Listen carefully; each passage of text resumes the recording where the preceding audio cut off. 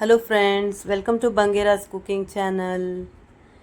ಇವತ್ತಿನ ರೆಸಿಪಿಯಲ್ಲಿ ನಾನು ತುಳುನಾಡು ಟ್ರೆಡಿಷ್ನಲ್ ರೆಸಿಪಿಯಾದಂತಹ ಓಡ್ ರೊಟ್ಟಿ ಮಾಡ್ತಾ ಇದ್ದೇನೆ. ಇದನ್ನು ಕೆಲವರು ಓಡ್ ರೊಟ್ಟಿ ಅಂತ ಹೇಳ್ತಾರೆ, ಕೆಲವರು ಉಪ್ಪು ದೋಸೆ ಮತ್ತು ಕಪ್ಪ ರೊಟ್ಟಿ ಅಂತಲೂ ಹೇಳ್ತಾರೆ, ಬೇರೆ ಬೇರೆ ಹೆಸರಲ್ಲಿ ಕರೀತಾರೆ. ಹೇಗೆ ಮಾಡೋದಂತ ನೋಡುವ. ನೋಡಿ ಹೇಗೆ ಬಂದಿದೆ, ನೋಡಿ ಕಣ್ಣು ಕಣ್ಣಾಗಿ ಹೇಗೆ ಬಂದಿದೆ ನೋಡಿ. ಅದನ್ನು ಹೇಗೆ ಮಾಡೋದು ಅಂತ ನೋಡುವ. ಅದಕ್ಕಿಂತ ಮುಂಚೆ ನನ್ನ ಚಾನಲನ್ನು ಯಾರೂ ಸಬ್ಸ್ಕ್ರೈಬ್ ಮಾಡಲಿಲ್ಲ, ಸಬ್ಸ್ಕ್ರೈಬ್ ಮಾಡಿ ಫ್ರೆಂಡ್ಸ್. ಲೈಕ್ ಮಾಡಿ, ಲೈಕ್ ಬಟನ್ ಒತ್ತೋದನ್ನು ಮರಿಬೇಡಿ. ಶೇರ್ ಮಾಡಿ ಆದಷ್ಟು. ಈಗ ಹೇಗೆ ಮಾಡೋದು ಅಂತ ನೋಡುವ. ನೋಡಿ, ಮೊದಲಿಗೆ ಒಂದು 2 ಕಪ್ ಅಕ್ಕಿ ತೆಕ್ಕೊಂಡಿದ್ದೇನೆ ನಾನು. ದೋಸೆ ಅಕ್ಕಿ, ಬೆಳ್ತಿಗೆ ಅಕ್ಕಿ ಅಂತ ಹೇಳ್ತೇವೆ ನಾವು. ಮತ್ತು 1 ಕಪ್ ತೆಂಗಿನ ತುರಿ ಅಂತ ತೆಕ್ಕೊಂಡಿದ್ದೀನಿ, 1 ಗೆರಟೆ ತೆಂಗಿನ ತುರಿ. ಮತ್ತು ಒಂದು ಅರ್ಧ ಕಪ್ಪಿನಷ್ಟು ಕುಚ್ಚಲಕ್ಕಿ ಅನ್ನ ತೆಕ್ಕೊಂಡಿದ್ದೀನಿ. ಇದನ್ನೀಗ ನಾವು ರುಬ್ಕೊಳ್ಬೇಕು. ನೋಡಿ, ಅಕ್ಕಿ ಹಾಕ್ತಾ ಇದ್ದೇನೆ ನಾನು. 2 ಸರಿ ಮಾಡಿ ರುಬ್ಕೊಳ್ತೇನೆ. ನೋಡಿ, ಅಕ್ಕಿ ಹಾಕ್ತಾ ಇದ್ದೇನೆ. ತೆಂಗಿನ ತುರಿ ಹಾಕ್ತಾ ಇದ್ದೇನೆ ಮತ್ತು ಕುಚ್ಚಲಕ್ಕಿ ಅನ್ನ ತೆಕ್ಕೊಂಡಿದ್ದೇನೆ. ನೋಡಿ, ಕುಚ್ಚಲಕ್ಕಿ ಅನ್ನ ಹಾಕೋದ್ರಿಂದ ತುಂಬ ಸಾಫ್ಟಾಗಿ ಬರ್ತದೆ ರೊಟ್ಟಿ, ತುಂಬ ಸಾಫ್ಟಾಗಿ ಬರ್ತದೆ. ನೋಡಿ, ನುಣ್ಣಗೆ ರುಬ್ಕೊಳ್ಬೇಕು, ಒಳ್ಳೆ ಸಣ್ಣ ಮಾಡಿ ಫೈನ್ ಪೇಸ್ಟ್ ಮಾಡಿಕೊಳ್ಬೇಕು. ನೋಡಿ, ತುಂಬ ನೀರು ಮಾಡಬೇಡಿ. ಹಿಟ್ಟು ತುಂಬ ನೀರಾದರೆ ನಿಮಗೆ ರೊಟ್ಟಿ ಚೆನ್ನಾಗಿ ಬರೋದಿಲ್ಲ. ಸ್ವಲ್ಪ ದಪ್ಪನೇ ಇರಬೇಕು. ನಾವು ದೋಸೆಗೆ ಎಲ್ಲ ಕಡಿತೀವಲ್ಲ, ಉದ್ದಿನ ದೋಸೆ ಎಲ್ಲ ಮಾಡುವಾಗ ಹಾಗೆ. ನೋಡಿ, ಉಳಿದಿರೋ ಅಕ್ಕಿಯನ್ನು ಹಾಕ್ತಾ ಇದ್ದೇನೆ ನಾನು. 2 ಕಪ್ ಅಕ್ಕಿ ತೆಕ್ಕೊಂಡಿದ್ದೇನೆ ನಾನು, ವಿಡಿಯೋಗೆ ಬೇಕಾಗಿಯೇ ಮಾಡಿರೋದು. ಹಾಗಾಗಿ 2 ಕಪ್ ಅಕ್ಕಿ ತೆಕ್ಕೊಂಡಿದ್ದೀನಿ. ಇಲ್ಲದಿದ್ದರೆ ನಮಗೆ 2 ಸೇರು ಅಂದರೆ 2 kg ಅಕ್ಕಿ ಆದರೂ ಬೇಕು ಓಡ್ ರೊಟ್ಟಿ ಮಾಡೋದಾದರೆ. ನೋಡಿ, ಉಳಿದಿರುವ ತೆಂಗಿನ ತುರಿ ಮತ್ತು ಅನ್ನ ಎಲ್ಲ ಹಾಕಿ ಕಡಿತಾ ಇದ್ದೇನೆ.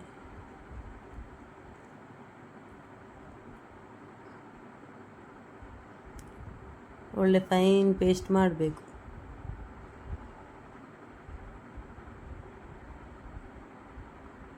ತುಂಬ ರುಚಿ ಆಗ್ತದೆ, ತುಂಬ ಟೇಸ್ಟ್ ಆಗ್ತದೆ ಇದು. ನೋಡಿ, ಕನ್ಸಿಸ್ಟೆನ್ಸಿ ತೋರಿಸ್ತಾ ಇದ್ದೇನೆ ನೋಡಿ. ಇಷ್ಟು ದಪ್ಪ ಇರಬೇಕು ಹಿಟ್ಟು ತುಂಬ ನೀರು ಮಾಡಬೇಡಿ, ಇಷ್ಟು ದಪ್ಪ ಬೇಕು. ನೋಡಿ, ರುಚಿಗೆ ಬೇಕಾದಷ್ಟು ಉಪ್ಪು ಹಾಕ್ತಾ ಇದ್ದೇನೆ. ಕಡಿಯುವಾಗನೇ ಹಾಕ್ಬೋದು ಉಪ್ಪು, ನಾನು ಈಗ ಹಾಕ್ತಾ ಇದ್ದೇನೆ. ಮಿಕ್ಸಿಗೆ ಹಾಕ್ಬೋದು. ನೋಡಿ, ಚೆನ್ನಾಗಿ ಮಿಕ್ಸ್ ಮಾಡಬೇಕು. ಇದನ್ನು ಫರ್ಮೆಂಟೇಷನ್ಗೆ ಏನು ಇಡಲಿಕ್ಕಿಲ್ಲ, ಆಗಾಗನೇ ಮಾಡೋದು. ನೋಡಿ, ಓಡನ್ನು ಕಾಯಲಿಕ್ಕೆ ಇಟ್ಟಿದ್ದೇನೆ. ನೋಡಿ, ಇದು ಚೆನ್ನಾಗಿ ಬೆಂಕಿ ಒಂದೇ ಥರ ಇರಬೇಕು ಇದಕ್ಕೆ. ನಾವು ಒಲೆಯಲ್ಲೇ ಮಾಡೋದು ಓಡ್ ರೊಟ್ಟಿ. ಒಲೆಯಲ್ಲೇ ತುಂಬ ಒಳ್ಳೆಯದಾಗ್ತದೆ. ಗ್ಯಾಸಲ್ಲಿ ಕೂಡ ಮಾಡ್ಬೋದು, ಆದರೆ ಒಲೆಯಲ್ಲಿ ತುಂಬ ರುಚಿ ಆಗ್ತದೆ.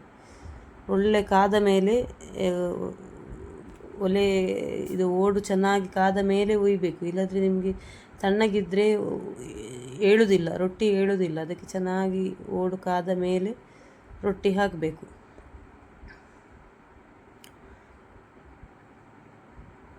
ನೋಡಿ, ಈಗ ಬೆಂದಿದೆ ನೋಡಿ. ನೋಡಿ ಹೇಗೆ ಬಂದಿದೆ ನೋಡಿ.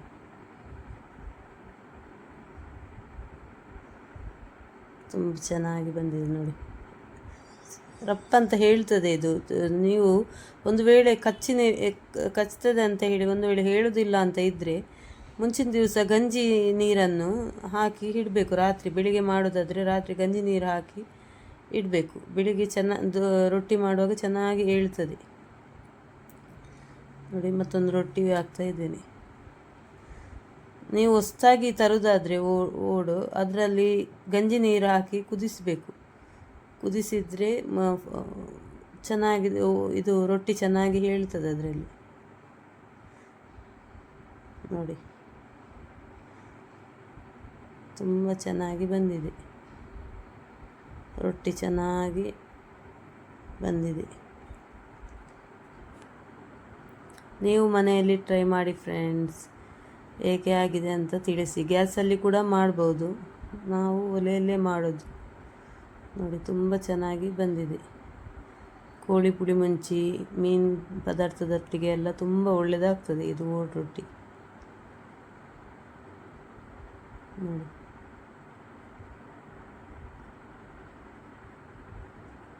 ತುಂಬ ಚೆನ್ನಾಗಿ ಬಂದಿದೆ. ನಮ್ಮ ಮನೆಯಲ್ಲಿ ಎಲ್ಲರಿಗೂ ತುಂಬ ಇಷ್ಟ ಓಡ್ ರೊಟ್ಟಿ ಅಂತ ಹೇಳಿದರೆ. Thank you friends.